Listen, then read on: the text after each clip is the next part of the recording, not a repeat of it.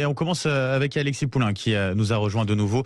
Bien sûr, Alexis, et on va commencer par parler peut-être aussi de l'actualité qui fait beaucoup réagir depuis hier soir, beaucoup encore ce matin, sur finalement l'affaire dans l'affaire concernant Damien Abad, le ministre des Solidarités, accusé de viol par deux femmes, on le rappelle.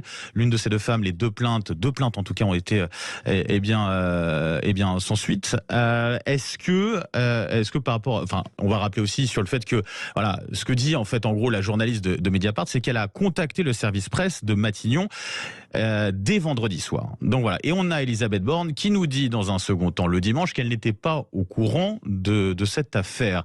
Alors qu'est-ce qu'on doit en penser et quelle est votre réaction à ce sujet, Alexis ?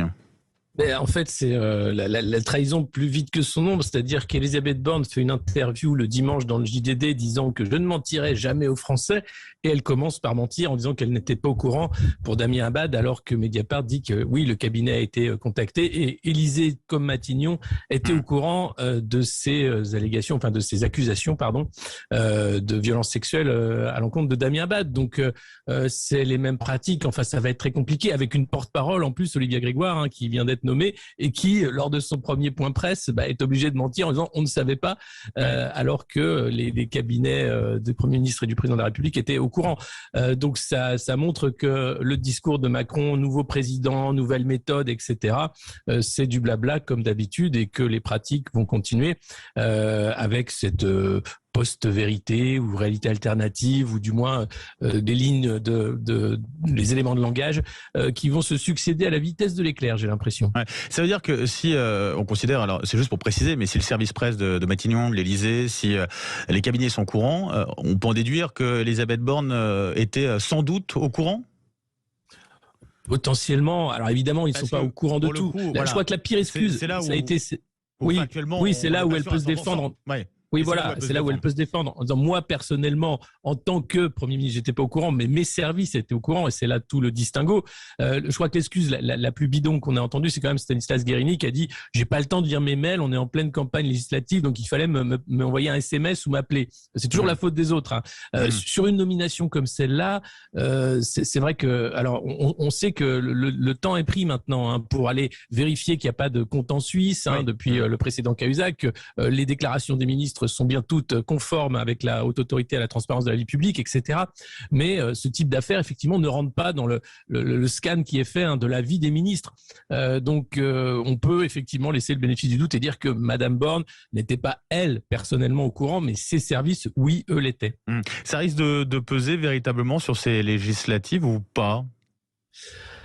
Je sais pas. Ce qui va peser, c'est le fait que cette affaire, en fait, masque la campagne des législatives. C'est-à-dire, on ne parle à nouveau pas du bilan d'Emmanuel Macron, on ne parle pas à nouveau de projet. On est vraiment dans cette idée de gagner du temps, de ce bouillon de l'information à chaud, de la polémique permanente. Ce qui fait que finalement, tout ce qui est campagne législative, tout ce qui est opposition, proposition. Alors, on parle du SMIC, de l'inflation. Ce qui préoccupe les Français aujourd'hui, c'est le pouvoir d'achat, c'est aussi l'état de l'économie, et ça, on a l'impression qu'on fait comme si tout allait bien, alors qu'on voit bien que tous les voyants sont au rouge et que le gouvernement n'a pas vraiment de réponse. Même les 15 centimes qui étaient offerts à la pompe ont été gommés par la hausse à nouveau du prix de l'essence, donc on rétropédale. Avec Revel juste après 9h. Oui. Voilà.